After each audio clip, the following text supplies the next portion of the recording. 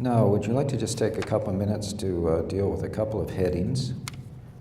First of all, the Stratford Institute, and that phrase has been a real puzzle to many of us, and we've been trying to find out just what the Stratford Institute is. And what's your thoughts on that? Along the side tables, I put on the first table a lot of information on the Stratford Institute, some photographs of the site sign, to remind everybody where this all started. I'll make a couple of points, and then I'll try and, when I upload the documents, I'll highlight the passages from the university and from the city and when they were trying to get this project up and running. First off, I've already made it clear that the expropriation in the affidavit was for the University of Waterloo Stratford Institute. That was in 2008. Deloitte provided a report to the city that said you're going to make $42 million a year in economic benefit. Well, that report says it's for the Stratford Institute. After the land was transferred to the city, the university confirmed the institute has nothing to do with it. And I have an email to that respect, because I went and tried to figure this out when I realized something was wrong. Then Bernard Daniel incorporates the Stratford Institute for Digital Media in 2010. That's the company that we understand is being dissolved. Does anybody here can put up their hand if they know who Bernard Daniel is? Yes, William. Bernard Daniel is Daniel Bernard Matheson. He's correct. So this is a company that was incorporated as a founding director by Dan himself. That's the company that I understand got the money, and I stand to be corrected if Dan would just answer the question, provide the accounting. There's no question. An institute is being dissolved. It's my understanding that it's Dan's institute that's being dissolved. There has been no accounting provided to the public for the $50 million given on behalf of the institute. Now I asked the university, I want the accounting, I want to understand where the money went, and I want you to tell me straight up and give me the paperwork. I got served a lawyer, or not a lawyer's letter, but a letter from their security telling telling me I'm no longer allowed on university lands anywhere in Canada. University of Waterloo lands. Now I intend to go to the university and call them to the carpet for this. But I suspect that my interest in this accounting is giving them some real reason to start acting the way they are. Prior to this, I always understood the university was fully open, and that every dollar is accounted for and publicly acknowledged. We're about to find out. As just a matter of clarification, anyone can go on the Industry Canada website, and this is the document for the Stratford Institute for Digital Media, and it says that one of the directors is Bernard Daniel, and he lives at 50 Morrison Street, Stratford, Ontario. It's right there. It's accessible to anyone on that. And if I can just interject something here, Lawrence, I also asked the mayor about that, and he referred me to the University of Waterloo. And it says, your recent email inquiry regarding the Stratford Digital Media was referred to me by the City of Stratford. And this is Dennis Huber, Vice President of Administration and Finance for the University of Waterloo. And it says, I can confirm that the Stratford Institute for Digital Media was separately incorporated, and 2 University of Waterloo employees previously participated in its activities. Secondly, it was originally located in the University of Waterloo's rented space in Stratford at no cost to the Institute. And thirdly, the University of Waterloo did not provide funding other than rent-free space to the Institute. And finally, open text was a major funding source for the Institute. So that's from the Vice President of Finance from the University of Waterloo in that. Next item, the mayor's businesses and employment, etc. just before we leave the other point, a question that everybody should ask themselves is why would Dan Matheson not use his last name on a federal document? Now, what I'm going to explain to you about my understanding of Dan's businesses come from Dan, come from the documents that we have on some companies that he has, and I'm only going to give you a few of them because they're the few that may have some impact on what's happening. Dan owns Matheson and Associates Insurance Limited. He's an owner. He owns Matheson and Associates Advisory Services. He's an owner. On his websites for those companies, he makes it clear that he's the go-to guy for getting money, giving advice, setting up businesses, that type of thing. It's self-explanatory. He also works for Don McDougall's company, eJust Systems. He's a marketing manager. He works for Don McDougall company, Prada Management Systems, also marketing manager. These are digital media companies, or at least my understanding is they are. I'll leave it to everybody to figure out the rest. He is a partner and a director of Alika Holdings Incorporated, has been for some time. He's a full partner, or I won't say he's a full partner, he's a partner with Peter Hyde. And now we know that there may be some additional companies because Dan has publicly announced that he has a conflict of interest because of his business dealings or partnerships with Mr. Hyde on the new lands that are being developed on Erie Street and over at Fran. Now, aside from that, there's a host of things that he is involved in, but one of the things that's important here is, and that needs to be understood, is if somebody is involved in these businesses and it's all got to do with digital media, I had asked Dan whether or not there was any conflict, and I can't get an answer. Only recently on these new ventures has he started to suggest that there might be a conflict. So that's an area that should be checked into. And regarding the university? Well, we've covered a fair bit of it. In 1997, we had the Stratford and beyond, and that the university was wanted. In 2006, you may remember, it was going to be a theater school. I found out from the university that the business plan showed that it wasn't going to make money. It came out negative, so they changed it. But that theater university at that time was only going to be a joint venture with the university. In 2008, it became a digital media. I tried to get the business plan. I've been told there is none. And my understanding was there's no business plan because we're getting free land, free money. We're not investing anything. We got 20 years to do our best. If it works, it works. If it doesn't, it doesn't. The university sits on 1.3 acres rather than, you may recall back in the day, Dan originally said his dream included a 35-acre campus, etc. But it's on 1.3 acres. I've already said there is an approved site plan expansion on that 1.3 acres. And about the students, there's a lot of talk about going to 500 students or whatever. And I'm going to say it to you this way.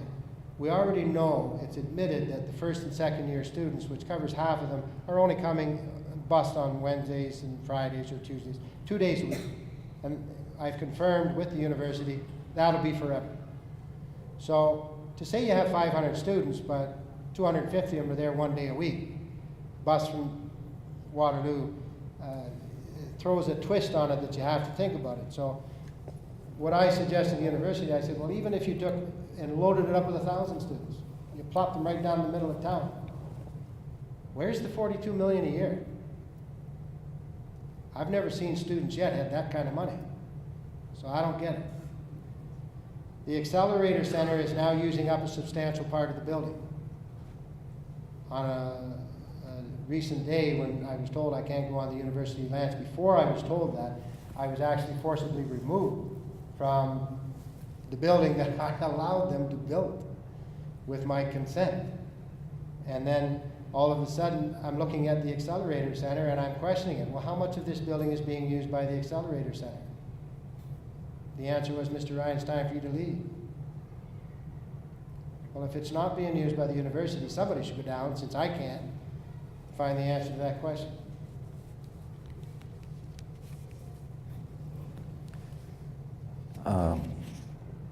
I guess I should comment, I went to the meeting that was a town hall meeting for the university a couple of weeks ago, and I asked Jenny DeBanco if there was a business plan, Lawrence, and she assured me there was, but it's secret, and it can't be revealed beyond the university.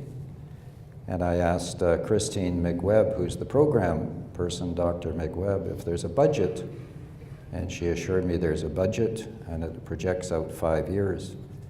Can I see it? No, it's a secret. And I asked, well, can the city see it? No, city can't see it either.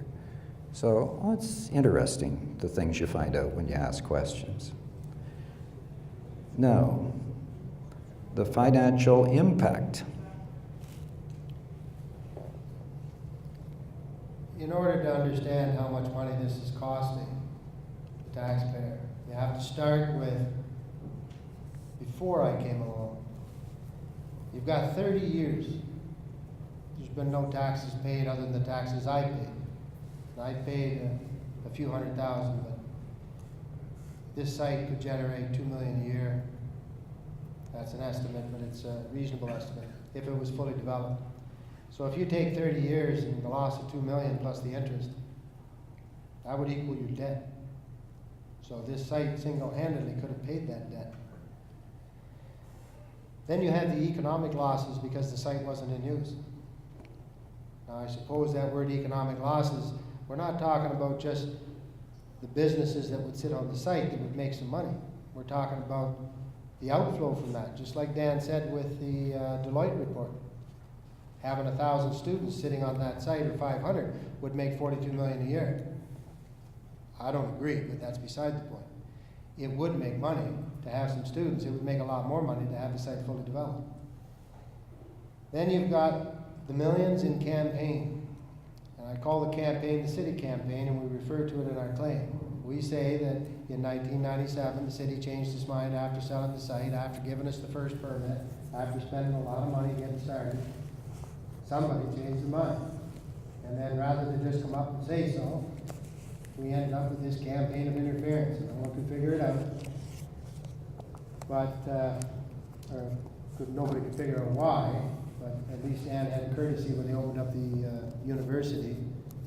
And he went, and it was videotaped, and he said this all started in 1997. Then you have the $50 million in counting for the university. Then you have the expropriation costs. And I can give you a bit of the breakdown, but what you're paying for is $25 million for the market value.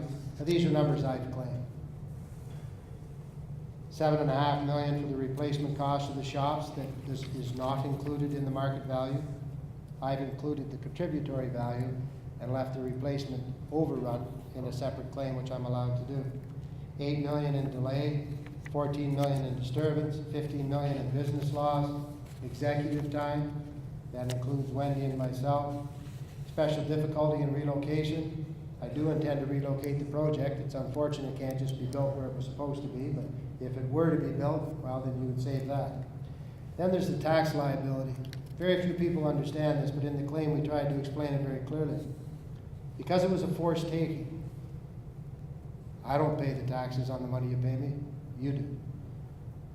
So at the end of the day, if it's valued at $25 million and I have to pay some of that money to Revenue Canada, you gotta add that on. Then there's the interest, then there's the legal and consulting costs, and we've already spoken about that.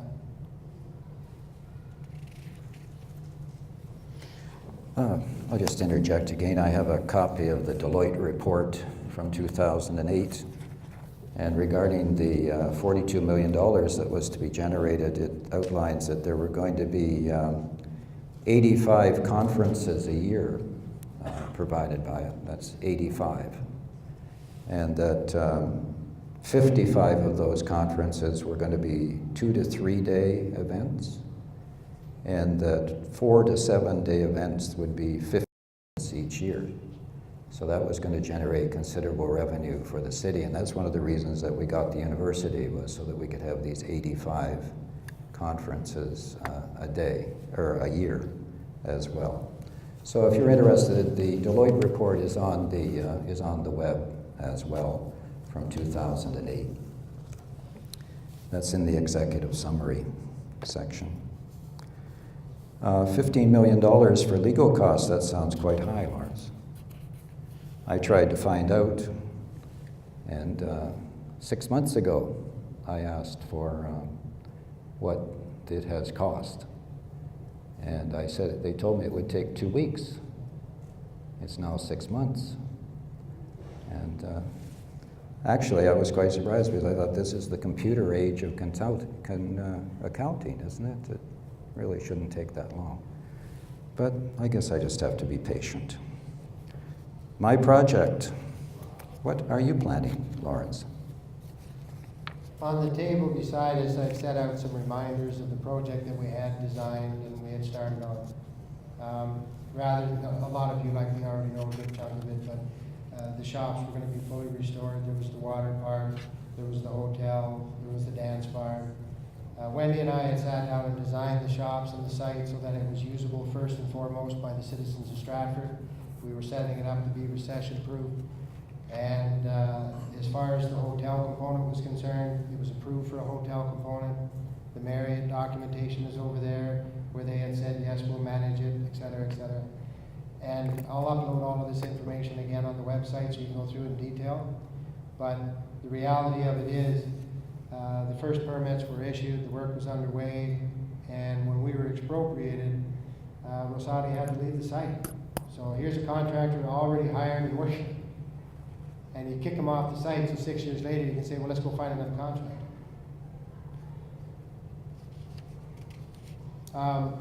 The other thing too, it's over there, in 1998, Wendy and I paid for a full-page flyer to go out to every single house in Stratford, and it's fairly common in Stratford that if you get a couple hundred replies, that's pretty important. We got several hundred, we kept them all, and Keith Cullen was one of the first ones to sign, said the quicker it gets done, the better. I left it over there so everybody can have a look at it. But we'll upload some of those and some other important ones too. Lawrence, from time to time I have somebody mention Mississauga and your relationship with the city of Mississauga. Would you like to comment on that? Yes. You may have first heard about the Mississauga matter from Chris Rick when he was a councillor. He thought this was a way to get under my skin. It didn't. He misunderstood it. Mayor Matheson's done the same thing. And what's interesting is in the paperwork that they filed for the $500,000 offer that they made Wendy and I, they tried to use it then too. They were cross-examined on it. It was nothing more than a ploy. And if it had any weight, if it was anywhere near the reality that they tried to impress upon everybody, then they would not have changed the offer from $500,000 to an interim payment of $5 million. Now, part of the city's reply includes their claims about me being a bad guy and I got beat up by the city of Mississauga. Nobody would ever work for, I didn't have the support. That's what they were going for. You have to understand, BMAR is not a development company. Wendy and I were the owners of the Cooper site. We were going to develop it. Totally different ballgame. This was simply a general contract that was done for the city of Mississauga. At the same time, we were doing a general contract for the TTC. Now, I've left over there some information on the battles, and when it comes to the TTC, there's articles, there's an offer. We didn't accept it. A little while later, the matter did resolve. Not able to tell you that amount because we agreed to keep it non-disclosed except for if it's needed in court. In this case, if it's needed in the OMB hearing, they can ask me to open up that paperwork. But the TTC and the city of Mississauga were two jobs going on simultaneously. All that paperwork over there from the judges says that I'm the only one, not the only one, that I know of what I talk about. And there's judgment after judgment, because what we did, it was such a large case.